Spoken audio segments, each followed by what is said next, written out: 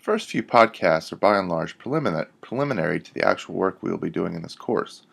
For the most part, we will be balancing between looking at concrete cases and variations on these cases, and abstract principles that will help us determine how to think about them.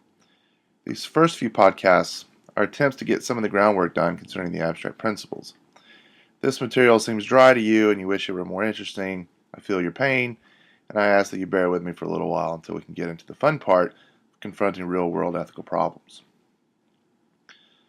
This is a course in ethics, or what's often called moral philosophy, which is an area of philosophical inquiry distinct from other areas. Some of these other areas are metaphysics, the study of what is real; epistemology, the study of knowledge and its justification; logic, the study of conceptual relations; and aesthetics, the study of beauty. Ethics or moral philosophy is generally characterized as the study of right and wrong. As the author of our introductory article points out, there are really four broad areas of ethics falling into two groups: non-normative and normative approaches. The two non-normative approaches are descriptive ethics and meta-ethics. Descriptive ethics try to explain how we actually reason in moral contexts, irrespective of whether the reasoning is good reasoning or not. Meta-ethics is a conceptual analysis of ethical terms like right, obligation, good, virtue, and responsibility. The two normative approaches are general normative ethics and practical normative ethics. General normative ethics tries to find an overarching justification of ethical decisions. This justification should be a good or reasonable justification. So in this respect, it differs from descriptive ethics. An adequate general ethical theory should guide us to make what we all agree is the right moral choice in all cases. If there is even one case, even merely hypothetical, in which the ethical theory would compel us to act in a way that we deem unethical, the ethical theory fails as a general theory because it falls to what is called refutation by counterexample. This introductory article is a survey of some of the more compelling general theories, but at present no theory has escaped the threat of counterexample. And finally, we have what's called practical normative ethics, which is what we will be dealing with most in this course. We will try to apply some of these general ethical theories to practical moral dilemmas and see if we are thereby provided with the right resources for making a justifiable moral decision. And think of it this way: we will be trying to do two things at once. First, we will be using the various ethical theories to see whether we can resolve some of the issues that arise in the context of medical research and practice. But second, we will be testing these theories by seeing whether they adequately resolve the issues we confront. And at the end, we hope, we will have an adequate ethical theory and resolutions of these issues. We will be considering many actual cases that present moral dilemmas. The reason we are dealing with these in philosophy is that dilemmas are structured such that no good option seems to be open.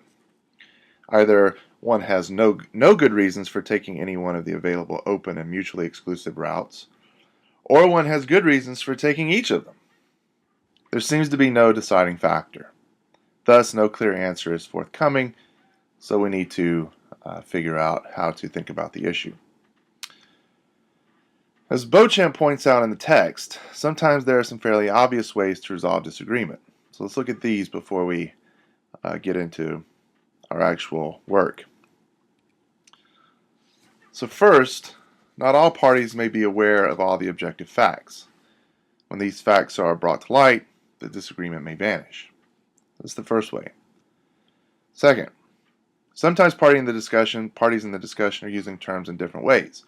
For example, two people, Joe and Jane, may disagree about whether acts of euthanasia are morally permissible. Because Joe thinks death occurs when alpha and beta brainwaves are no longer detectable, and Jane thinks death occurs when the heart stops beating on its own.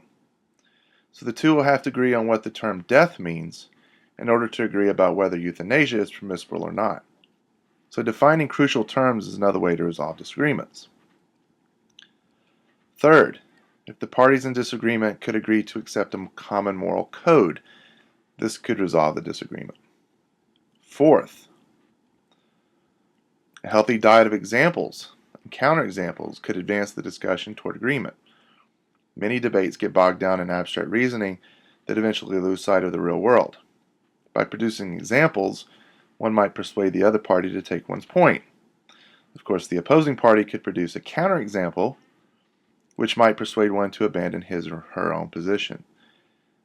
As you'll see, we'll be using examples quite a bit in this course, most often found in the form of cases and case studies.